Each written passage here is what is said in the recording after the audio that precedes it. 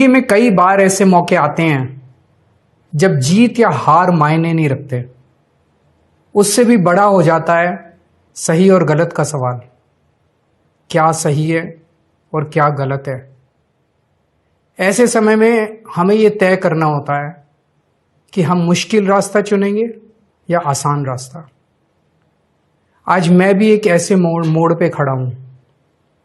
आप सब जानते हैं कि मुझे एक झूठे केस में फंसाया गया, मुझे जेल भेज दिया गया, एक चुनी हुई सरकार को गलत तरीके से गिरा दिया गया, हमें कई महीने जेल में रखा, पर आखिरकार सच की जीत हुई। 27 फरवरी को अदालत ने मुझे पूरी तरह निर्दोष घोषित कर दिया। कोर्ट ने कहा केजरीवाल निर्दोष है, केजरीवाल ने कोई भ्रष्टाचार नहीं किया। कोर्ट ने सीबीआई की जांच पे ही सवाल खड़े कर दिए और जांच अधिकारी के खिलाफ एक्शन लेने के आदेश दे दिए। लेकिन सच का रास्ता आसान नहीं होता। सीबीआई ने तुरंत इस फैसले को हाई कोर्ट में चुनौती दी और ये केस जस्टिस स्वर्णकांता शर्मा जी के सामने लगा। तब मेरे मन में एक बहुत बड़ा सवाल उठा, क्या इनके सामने मुझे न्याय मिलेगा। मेरे मन में यह प्रश्न क्यों आया? इसके कई कारण हैं, पर 2 कारण मुख्य हैं। पहला कारण यह कि आरएसएस की जिस विचारधारा वाली सरकार ने झूठे आरोप लगा के मुझे जेल डाला, जज साहिबा ने स्वयं माना है कि उस विचारधारा से जुड़े संगठन अखिल भारतीय अधिवक्ता परिषद के मंचों पे वे कई बार जाती रही हैं। मैं और आम आदमी पार्टी उस विचारधारा के घोर विरोधी हैं। ऐसे में क्या उनके सामने मुझे न्याय मिल सकता है? दूसरा कारण कॉन्फ्लिक्ट ऑफ इंटरेस्ट। कोर्ट में मेरे विपक्ष में केंद्र सरकार की सीबीआई है और जस्टिस स्वर्णकांता जी के दोनों बच्चे केंद्र सरकार में काम करते हैं। उनके दोनों बच्चे केंद्र सरकार के वकीलों के पैनल में हैं। हमारे सामने कोर्ट में दूसरी ओर से वकील हैं सॉलिसिटर जनरल श्री तुषार मेहता जी। तुषार मेहता जी दोनों बच्चों को केस देते हैं। उन्हें कितने केस मिलेंगे, कौन से केस मिलेंगे, ये तुषार मेहता जी तय करते हैं। भारत सरकार के पैनल में लगभग 700 के करीब वकील हैं, लेकिन जस्टिस स्वर्णकांता जी के बेटे सबसे ज्यादा केस पाने वाले वकीलों में से एक हैं। उनके बेटे को 2023 से 2025 के बीच लगभग 5,904 केस डॉकेट मिले। इससे उनके बेटे को करोड़ों रुपए की फीस मिली। आज की तारीख में उन बच्चों का भविष्य और कमाई दोनों काफी हद तक तुषार मेहता जी पर निर्भर है। तो किसी के भी मन में यह चिंता स्वाभाविक है कि अगर जज कमाई और उनका भविष्य सामने खड़ा वकील तय कर रहा है, तो क्या जज साहिबा उस वकील के खिलाफ फैसला कर पाएंगी? मैं ये स्पष्ट करना चाहता हूं कि मुझे जुडिशरी पे पूरा भरोसा है। मैं जुडिशरी का बहुत सम्मान करता हूं।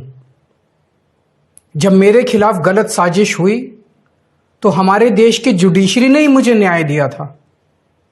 जब मुझे झूठे केस में गिरफ्तार किया गया तो इसी जुडिशरी ने मुझे बेल दी थी। इसी जुडिशरी ने मुझे उसी झूठे केस में दोष मुक्त करार किया है। पिछले 75 वर्षों में जब जब देश पे आंच आई, हमारे देश की जुडिशरी ने देश को बचाया और नागरिकों के हितों की रक्षा की है। मैं जस्टिस स्वर्णकांता जी का भी बहुत सम्मान करता हूं। मुझे उनसे या उनके परिवार से किसी भी प्रकार की कोई व्यक्तिगत आपत्ति नहीं है। लेकिन न्याय का एक बहुत बड़ा सिद्धांत है, justice should not only be done but should also be seen to be done. इसलिए मैंने जस्टिस स्वर्णकांता शर्मा जी से पूरे सम्मान के साथ अनुरोध किया कि वो इस कॉन्फ्लिक्ट ऑफ इंटरेस्ट जैसे कारणों की वजह से इस केस से खुद को अलग कर लें। लेकिन उन्होंने मेरी दलीलें खारिज कर दी और फैसला दिया कि वो स्वयं ही ये केस सुनेंगी। आज मेरे सामने सबसे आसान रास्ता है कि मैं उनका आदेश मान लूं और एक बड़ा वकील खड़ा करके उनके सामने अपना केस लड़ूं। पर यह मुद्दा अब सिर्फ मेरे केस का नहीं है, बल्कि आम लोगों के न्याय प्रणाली पर भरोसे का है। ऐसी दुविधा के मौके पे बापू ने हमें सत्याग्रह का रास्ता दिखाया। बापू ने कहा था कि जब भी किसी अन्याय का सामना करो तो उसका पहला कदम विरोध नहीं बल्कि बातचीत होना चाहिए। अपनी बात अन्याय करने वाले के सामने पूरी विनम्रता के साथ रखनी चाहिए और उसे सुधारने का पूरा मौका देना चाहिए।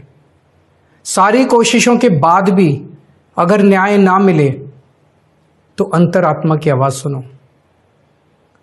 यदि अंतरात्मा की आवाज कहती है कि न्याय नहीं हुआ तो शांति और विनम्रता के साथ सत्याग्रह करना चाहिए। फिर उसके जो भी परिणाम हो वो सहर्ष स्वीकार करने चाहिए। पर इस पूरे प्रकरण में अन्याय करने वाले व्यक्ति के प्रति किसी भी प्रकार की नफरत या गुस्सा नहीं होना चाहिए। मैंने भी बातचीत से शुरुआत की, पूरी निष्ठा और विनम्रता के साथ जस्टिस स्वर्णकांता जी के सामने अपनी बात रखी। उन्हें इस केस से अलग होने के लिए याचना की। मैंने आग्रह किया कि मेरा केस हाईकोर्ट के किसी भी अन्य जज द्वारा सुन लिया जाए, लेकिन उन्होंने मेरी प्रार्थना अस्वीकार कर दी। उन्होंने फैसला दिया कि वे अपने आप को इस मामले से अलग नहीं करेंगी और ये केस वो स्वयं ही सुनेंगी। उनके दिए गए इस फैसले से मैं पूरी विनम्रता पूर्वक असहमत हूं। इस पूरे घटनाक्रम के बाद मेरी आशंका और गहरी हो गई है कि क्या उनके सामने मुझे न्याय मिलेगा। बापू के दिखाए रास्ते पर चलते हुए सत्याग्रह की भावना से अब मैंने फैसला किया है कि मैं इस केस में जस्टिस स्वर्णकांता जी के कोर्ट में ना तो स्वयं पेश होऊंगा और ना ही मेरी तरफ से कोई वकील पैरवी करेगा।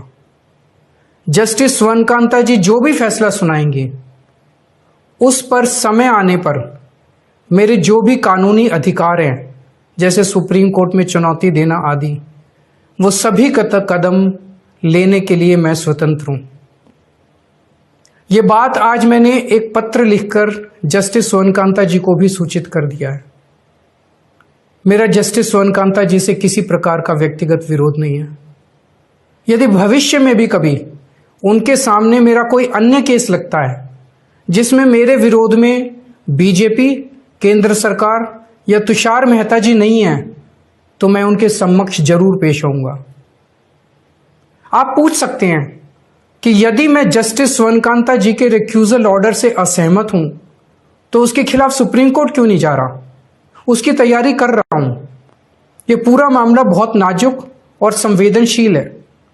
कानून को ध्यान में रखते हुए, जुडिशरी के सम्मान को ध्यान में रखते हुए और लोगों के न्याय व्यवस्था पर भरोसे को ध्यान में रखते हुए एक एक कदम उठाना है। मैं ये कदम अहंकार या किसी विद्रोह या विरोध की भावना से नहीं उठा रहा। इस कदम के जरिए मेरा मकसद देश की कानून प्रणाली को चुनौती देना भी नहीं है और ना ही मेरा मकसद न्याय व्यवस्था का अपमान करना है। इसी केस में मैंने हर स्टेज पे, हर अदालत में अपना पूरा सहयोग दिया है। मैं न्यायपालिका का बहुत सम्मान करता हूं। इसी न्यायपालिका की वजह से आज मैं आजाद घूम रहा हूं। मेरा सिर्फ और सिर्फ इससे एक ही मकसद है, देश की न्याय व्यवस्था पर लोगों के भरोसे को और मजबूत करना, लोगों में अटूट विश्वास भरना कि जरूरत पड़ने पर हमारे देश की न्याय व्यवस्था से उन्हें न्याय जरूर मिलेगा।